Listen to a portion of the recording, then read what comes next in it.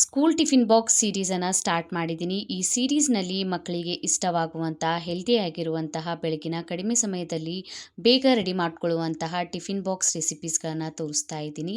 ಇವತ್ತಿನ 5ನೇ ಎಪಿಸೋಡ್ನಲ್ಲಿ ಮಿನಿ ದೋಸಾ ಮತ್ತು ಮಟ್ಕಿ ಕಾಳು ಚಪಾತಿ ಜೊತೆ ಮಾಡ್ತಾ ಇದ್ದೀನಿ. ಹಾಯ್ ನಮಸ್ಕಾರ ಎಲ್ಲರಿಗೂ, ವೆಲ್ಕಮ್ ಟು ಮೈ ಚಾನಲ್. ಮಾಡೋದಕ್ಕೆ ನಾನಿಲ್ಲಿ ಮಟ್ಕಿ ಕಾಳನ್ನು 5-6 ಗಂಟೆ ನೆನೆಸ್ಕೊಂಡಿದ್ದೆ. ರಾತ್ರಿ ಇಡೀ ಬಟ್ಟೆಯಲ್ಲಿ ಕಟ್ಟಿಟ್ಕೊಂಡಿದ್ದೆ, ಮೊಳಕೆ ಬಂದುಬಿಟ್ಟಿದೆ. ಈ ಥರ ಮಾಡಿಕೊಡಿ, ಮಕ್ಕಳಿಗೆ ಇಷ್ಟ ಆಗುತ್ತೆ. ಮಾಡೋದಕ್ಕೆ ಪ್ಯಾನ್ಗೆ ಎಣ್ಣೆಯನ್ನು ಹಾಕ್ಕೊಂಡಿದ್ದೀನಿ. 1-2-3 ಟೇಬಲ್ ಸ್ಪೂನಷ್ಟು ಎಣ್ಣೆಯನ್ನು ಹಾಕ್ಕೊಳ್ಳಿ. ಎಣ್ಣೆ ಬಿಸಿಯಾಗಿದ್ದ ಮೇಲೆ ಒಂದು ಅರ್ಧ ಟೇಬಲ್ ಸ್ಪೂನಷ್ಟು ಸಾಸಿವೆಯನ್ನು ಹಾಕ್ಕೊಂಡಿದ್ದೀನಿ. ಅರ್ಧ ಟೇಬಲ್ ಸ್ಪೂನಷ್ಟು ಜೀರಿಗೆನ ಹಾಕ್ಕೊಳ್ಳಿ. ಸ್ವಲ್ಪ ಕರಿಬೇವು ಸೊಪ್ಪನ್ನು ಹಾಕ್ಕೊಂಡಿದ್ದೀನಿ. ಒಂದು ಮೀಡಿಯಮ್ ಸೈಜ್ ಈರುಳ್ಳಿಯನ್ನು ಸಣ್ಣ ಕಟ್ ಮಾಡಿ ಹಾಕ್ಕೊಂಡಿದ್ದೀನಿ. ಈರುಳ್ಳಿಯನ್ನು ಜಾಸ್ತಿ ಕ್ವಾಂಟಿಟಿಯಲ್ಲಿ ಹಾಕ್ಕೊಂಡ್ರೂ ಕೂಡ ಚೆನ್ನಾಗಿ ಟೇಸ್ಟ್ ಬರುತ್ತೆ. ಅರ್ಧ ಟೇಬಲ್ ಸ್ಪೂನಷ್ಟು ಅರಿಶಿಣದ ಪುಡಿಯನ್ನು ಹಾಕ್ಕೊಂಡ್ಬಿಟ್ಟು ಈರುಳ್ಳಿ ಫ್ರೈ ಮಾಡ್ಕೊಳ್ಳಿ. ಇದಕ್ಕೆ ಈಗ ನಾವು ಮಟ್ಕಿ ಕಾಳನ್ನು ಹಾಕ್ಕೋತಾ ಇದ್ದೀನಿ. ಈಗ ಇದಕ್ಕೆ ಮಸಾಲೆಗಳನ್ನು ಸೇರಿಸ್ಕೊಳ್ಳೋಣ.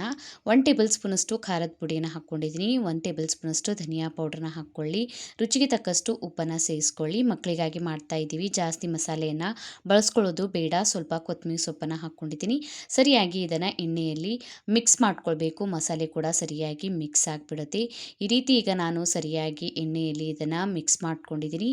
ಮಿಕ್ಸ್ ಮಾಡ್ಕೊಂಡ್ಬಿಟ್ಟು ಇದ್ರ ಮೇಲೆ 1-2-3 ಟೇಬಲ್ ಸ್ಪೂನಷ್ಟು ನೀರನ್ನು ಹಾಕ್ಕೊಳ್ಳಿ. ಕಾಳು ಬೇಯೋದಕ್ಕೆ ಜಾಸ್ತಿ ನೀರೇನು ಹಿಡಿಯೋದಿಲ್ಲ, ಬೇಗ ಬೆಂದ್ಬಿಡುತ್ತೆ. ಲಿಡ್ಡನ್ನು ಕ್ಲೋಸ್ ಮಾಡಿ ಒಂದು 5 ನಿಮಿಷ ಬೇಯಿಸ್ಕೊಳ್ಳಿ. ಬೇಕಾದರೆ ನಡ್ಬರ್ಕ್ ಒಂದ್ಸಲ ನೀವು ಮಿಕ್ಸ್ ಮಾಡ್ಕೊಳ್ಬೋದು. ಈಗ ಮಟ್ಕಿ ಕಾಳಿನ ಪಲ್ಯ ರೆಡಿ ಆಗಿಬಿಟ್ಟಿದೆ. ಇದನ್ನು ಒಂದ್ಸಲ ಮಿಕ್ಸ್ ಮಾಡ್ಕೊಂಡ್ಬಿಟ್ಟು ಲಾಸ್ಟಿಗೆ ಕೊತ್ತಂಬರಿ ಸೊಪ್ಪನ್ನು ಸೇರಿಸ್ಕೊಳ್ಳಿ. ಟೇಸ್ಟಿಯಾದಂತಹ ಮಟ್ಕಿ ಕಾಳು ಚಪಾತಿ ಜೊತೆ ಮಕ್ಕಳಿಗೆ ಟಿಫಿನ್ನಲ್ಲಿ ಕೊಡ್ಬೋದು. ಈಗ ಕೊತ್ತಂಬರಿ ಸೊಪ್ಪನ್ನು ಹಾಕ್ಕೊಂಡ್ಬಿಟ್ಟು ಸರಿಯಾಗಿ ಮಿಕ್ಸ್ ಮಾಡ್ಕೊಂಡಿದ್ದೀನಿ. ಚಪಾತಿ ಮಾಡಿರುವಂತಹ ಹಂಚ್ ಮೇಲೆ ಈಗ ನಾನು ಸ್ವಲ್ಪ ದೋಸೆ ಹಿಟ್ಟನ್ನು ತೊಗೊಂಡ್ಬಿಟ್ಟು ಮಿನಿ ದೋಸೆಯನ್ನು ಹಾಕ್ಕೋತಾ ಇದ್ದೀನಿ. ಈ ರೀತಿ ಸಣ್ಣ ಸಣ್ಣ ದೋಸೆಯನ್ನು ಹಾಕ್ಕೊಟ್ರೆ ಮಕ್ಕಳಿಗೆ ಇಷ್ಟ ಆಗುತ್ತೆ, ವೆರೈಟಿಯಾಗಿರುತ್ತೆ, ತಿನ್ನೋದಕ್ಕೆ ಇಷ್ಟಪಡ್ತಾರೆ. ಬೆಣ್ಣೆ, ಎಣ್ಣೆ, ತುಪ್ಪ ಏನಾದರೂ ಹಾಕ್ಕೊಂಡ್ಬಿಟ್ಟು ಬೇಯಿಸ್ಕೊಳ್ಬೋದು. ನಾನು ಎಣ್ಣೆಯನ್ನು ಹಾಕ್ಕೊಂಡಿದ್ದೀನಿ.